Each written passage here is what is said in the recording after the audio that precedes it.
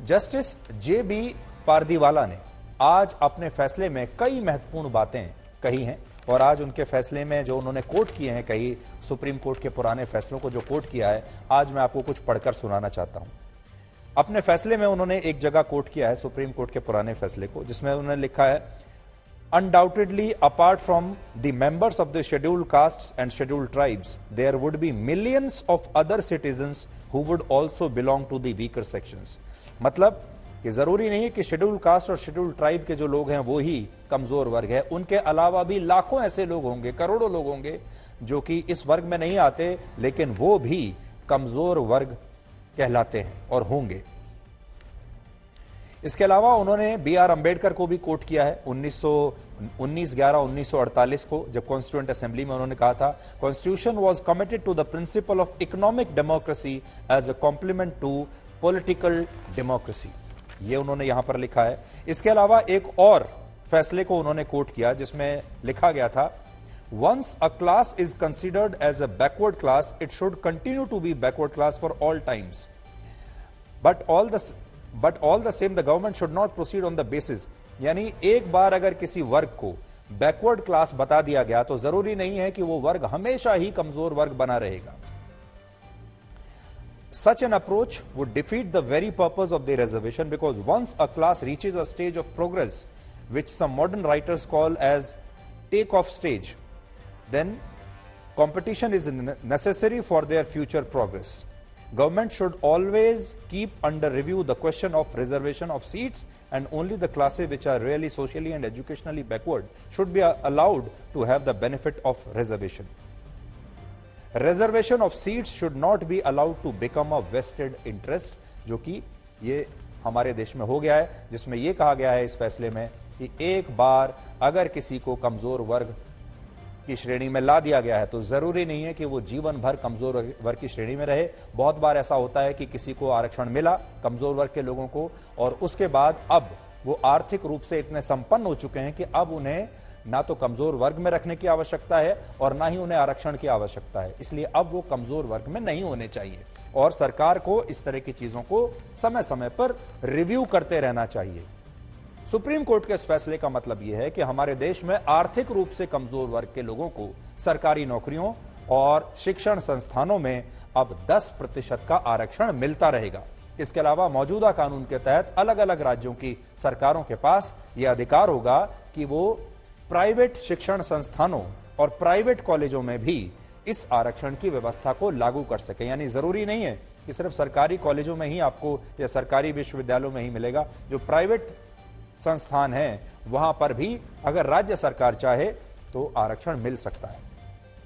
2018 और 19 की एक रिपोर्ट के अनुसार फिलहाल हमारे देश में कुल मिलाकर 950 यूनिवर्सिटीज, 41,748 कॉलेज और 10,000 से ज्यादा दूसरे शिक्षण संस्थान हैं और यह आरक्षण इन सभी पर लागू होता है।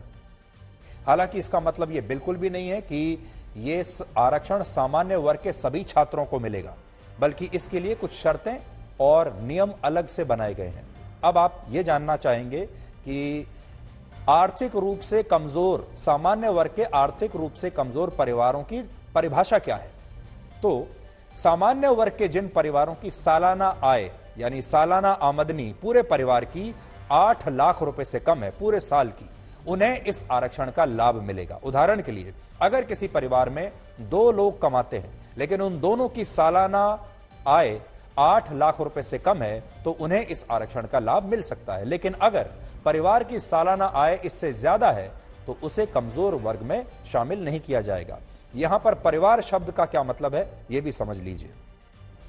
परिवार की परिभाषा यहां पर यह है कि आप, फिर आपके माता पिता, आपकी पत्नी, आपके बच्चे और अगर आपके भाई बहन 18 वर्ष से कम उम्र के हैं तो वो भी आपके परिवार में शामिल होंगे और इन सब की मिलाकर सालाना आमदनी 8 लाख रुपए से अगर कम है तो सामान्य वर्ग के लोगों को 10% आरक्षण का लाभ मिलेगा जो इस तरह के परिवार होंगे। इसके अलावा अगर किसी परिवार के पास 5 एकड़ से ज्यादा कृषि भूमि है या फिर किसी शहर में सामान्य वर्ग के किसी परिवार के पास 1000 वर्ग फीट से बड़ा मकान है या नगर पालिका के क्षेत्र में 900 वर्ग फीट से बड़ा कोई प्लॉट है, तो भी वो परिवार आरक्षण के इस दायरे में नहीं आएगा। कुछ समय पहले एक रिपोर्ट आई थी जिसमें बताया गया था कि सामान्य वर्ग की लगभग 18% आबादी ऐसी है जो आर्थिक रूप से कमजोर वर्ग में आती है। यानी जो सामान्य जातियां हैं, सामान्य वर्ग, जनरल कैटेगरी, उसके 18% आबादी कमजोर वर्ग में है। मान लीजिए अगर हमारे देश में सामान्य वर्ग के 20 करोड़ लोग हैं तो इसका 18% होगा लगभग 3.5 करोड़ लोग। अब बड़ी बात यह है कि हमारे देश में दलितों और पिछड़ी जातियों को जो आरक्षण का लाभ मिल रहा है, ये नया कोटा इसे बिल्कुल भी प्रभावित नहीं करता। यानी ये 10% का जो कोटा मिल रहा है सामान्य वर्ग के गरीब लोगों को, वो पुराने आरक्षण से अतिरिक्त है, अलग है। इसलिए कई बार आपने देखा होगा पिछले 75 वर्षों में हमारा देश भी 2 हिस्सों में बट गया है। जो सामान्य वर्ग के लोग हैं उन्हें हमेशा इस बात की परेशानी रहती है, नाराजगी रहती है कि बाकी के जो पिछड़े वर्ग के लोग हैं उन्हें आरक्षण मिलता है और उन्हें इनकी हिस्से की नौकरियां और जो जगहें हैं वो मिल जाती हैं, जो पद हैं जो वो मिल जाते हैं। और उधर से जो पिछड़े वर्ग के जो लोग हैं उन्हें हमेशा ये लगता है कि सामान्य वर्ग के लोगों को आरक्षण नहीं मिलना चाहिए। लेकिन ये दोनों जो आरक्षण अब हैं ये आपस में क्लैश नहीं करेंगे। फिलहाल हमारे देश की सरकारी नौकरियों और शिक्षण संस्थानों में दलित समुदाय को 15%, आदिवासी समुदाय को 7.5%, ओबीसी यानी अन्य पिछड़े वर्ग को 27% और खास रूप से प्रभावित दिव्यांगों यानी जो लोग शारीरिक रूप से सक्षम नहीं हैं उन्हें 4% आरक्षण का लाभ मिलता है। और इसके अतिरिक्त अब सामान्य वर्ग के गरीब लोगों के लिए भी 10% का अलग से आरक्षण शुरू हो जाएगा, उसे संवैधानिक मान लिया गया है। तो अब देखिए हमारे देश में कितना आरक्षण हो गया। अगर अब हम इन सारे आरक्षणों को जोड़ लें तो अभी हमारे देश की सरकारी नौकरियों में और शैक्षिक संस्थानों में 63.5% आरक्षण लागू है। सोचिए कितना आरक्षण हो गया, 63.5%। और जो लोग सामान्य वर्ग में आते हैं, यानी जो सामान्य वर्ग में है, जो अति गरीब नहीं है और शारीरिक रूप से भी सक्षम है, उनके लिए अब सिर्फ 36% सीटें और 36% नौकरियां ही इस देश में बची हैं।